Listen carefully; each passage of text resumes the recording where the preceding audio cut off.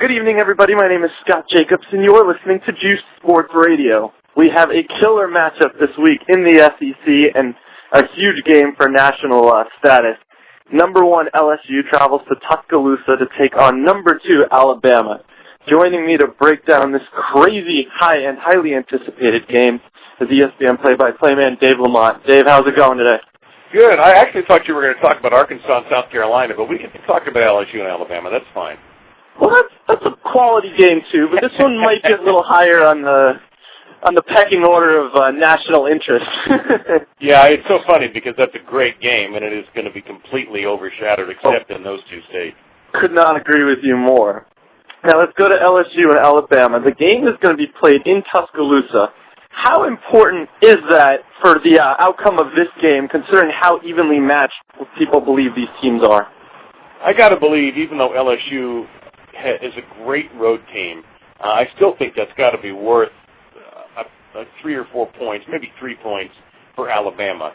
And it just has to be. The whole comfort of being in your own place, having the majority of your fans with you, it matters, I think, emotionally. Every time you do something well, the place is going to go crazy. Every time LSU has a big third down snap on offense, the place is going to go crazy. Or, when the hat starts to go for it on fourth down, you're going to have that little bit of extra juice on your side. Yeah, I definitely agree that it's going to be a rabid fan base tomorrow. They've been anticipating this game for a long time. Ticket prices are supposedly outrageous for this game, so if you don't have a ticket now and you're not a millionaire, you're probably not going to end up at the game. StubHub has them on for tens of thousands of dollars, people who are trying to make a quick buck. Who have their tickets and are just trying to make some profit. So a few people will make money on this game. I mean, it's not often that we get a number 1 versus number 2 matchup in the regular season in the BCS era, so this game definitely has high anticipation to it, obviously. And it clearly seems like these two teams are the best 2 teams in the country. But is there any flaws in these 2 teams? Any fatal flaw, I should say, that maybe could deter them down the stretch? I haven't seen it. I mean, I have not seen Alabama play in person. I saw LSU early in the season when they dismantled Mississippi State in a low-scoring game, but where Mississippi State basically gave up in the fourth quarter because they knew they couldn't get 2 touchdowns in the last 7 minutes, and they just sort of ran their offense and got back in the dorms. Neither team has a dominating quarterback, which is very unusual for a 1 versus 2 matchup, but they have incredible defenses, as we all know. They've got good running games.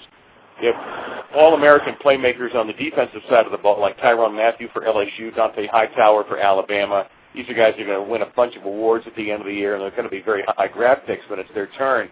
It really is. They're virtually identical teams. It's going to be very hard to tell them apart. Alabama, bigger, LSU, faster. That's about the only difference I can think of between the 2 defenses. Game of the century. You buying that label for this? Well, for this year, I mean, we have a game of the century every year. We had, remember, 1 versus 2, Ohio State and Michigan. We've had, I think the stat I saw the other day, there have been 5 1 versus 2 regular season matchups in BCS formation. I think the last one was Ohio State and Michigan, which always has extra, added fun anyway. But no, I mean, it's the game of the year.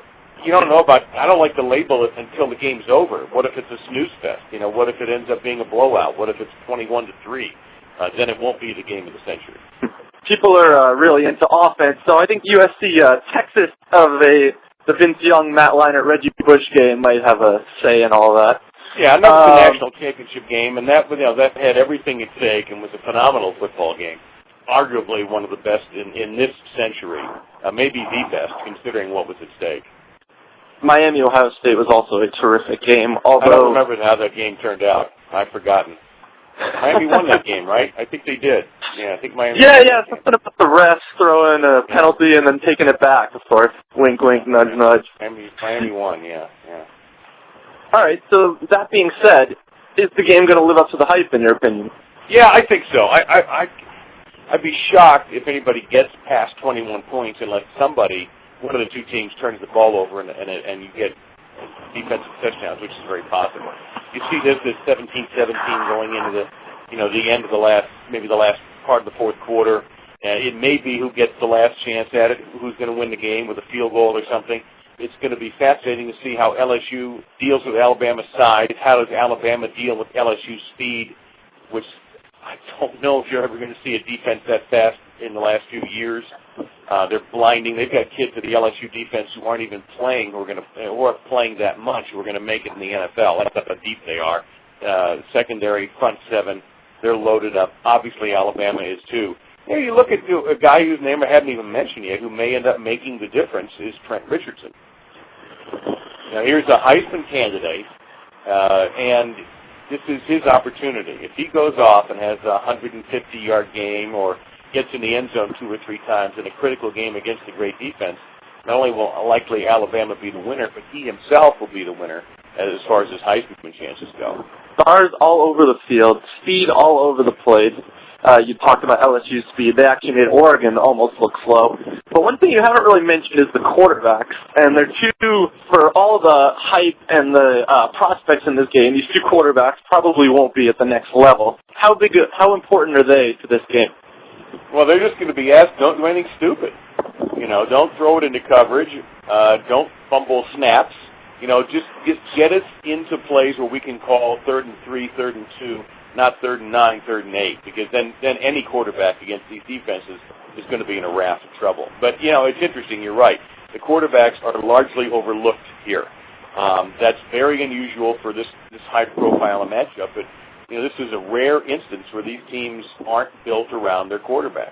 Yeah, I definitely agree with you. You don't see a game this hyped up without 2 big-name quarterbacks. Usually you have 2 Heisman contenders, and neither of those guys are anywhere near that discussion. That said, we've got 1 versus 2 playing.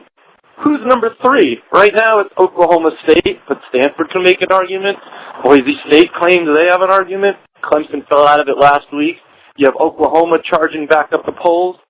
Who, in your opinion, is the 3rd best team in the country right now?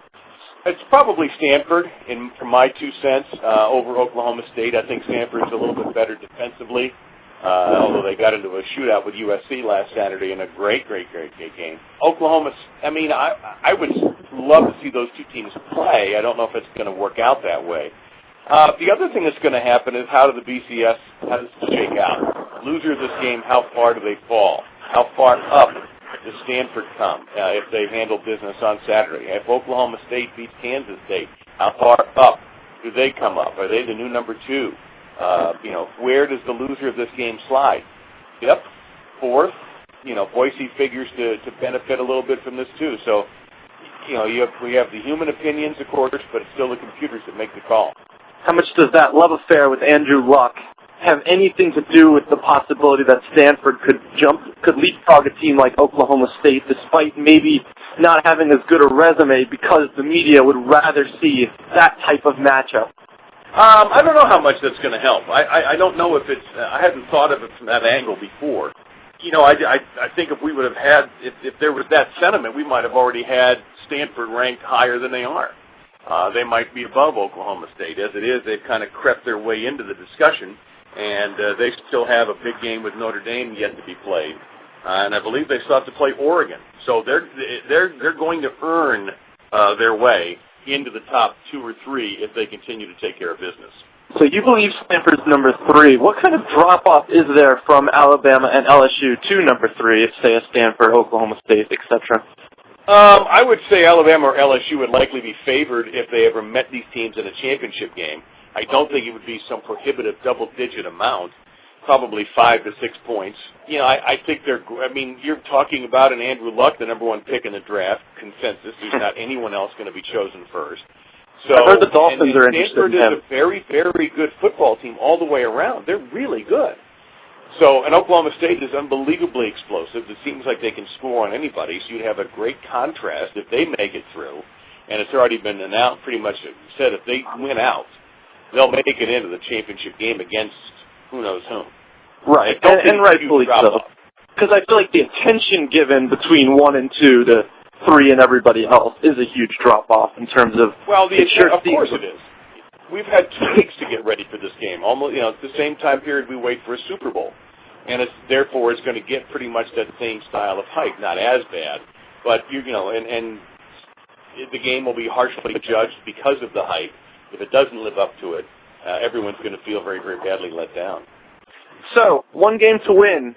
You taking the Mad Hatter, Les Miles, or Nick Saban? Yeah, funny, we've gone all this time now. I haven't even mentioned those guys. Contrasting styles. Saban, the businessman coach, the button-down, worry about everything, personality. Les Miles, a seemingly devil-may-care, let him out there and let him loose kind of coach, but obviously they take care of quite a lot of details there, too. If you're going to tell me that I get to pick one of those guys for a college football game, I'd probably take Saban. But that's not necessarily a knock on Les Miles. I just think that Saban's approach might fit the kind of game better. But you know what? Les Miles done all right for himself there at LSU, so I think you could easily make an argument the other way. And quietly, we could have a matchup at the end of the season of Oklahoma State LSU, which would be Les Miles versus Old Team, which would be pretty interesting. A lot of fun game. It'd be a fun game because of the secondary of LSU and the passing attack of Oklahoma State would be your big contrast right there. I've heard rumors recently that Les Miles could be coveted as a possible NFL head coach. We saw Nick Saban sort of take his try at the NFL, and it didn't exactly work out the way he planned. He ended up leaving Miami and back at a cushy job at Alabama. Could Les Miles succeed in the NFL with his style of coaching? Sure seems like a crazy style to work. Yeah, maybe. I mean, obviously, I think he would have to tone things down a little bit. He can't do some of the goofy stuff in the pros. It's less likely to work there. My only question would be, would the pros respect a college coach? Now, Jim Harbaugh played in the league. He had a resume going into the NFL. It wasn't as if he just popped out of nowhere, having coached at San Diego and Stanford, and then became an NFL head coach. He had experience. Les Miles does not have that, so that's the only issue I would have. Would the older players, would he be able to get through the veteran players? Dave Lamont, pleasure as always. Really looking forward to this one tomorrow night, 8 p.m. CBS. Should be a terrific matchup. Game of the century, we'll find out. Dave, thanks. My pleasure, anytime.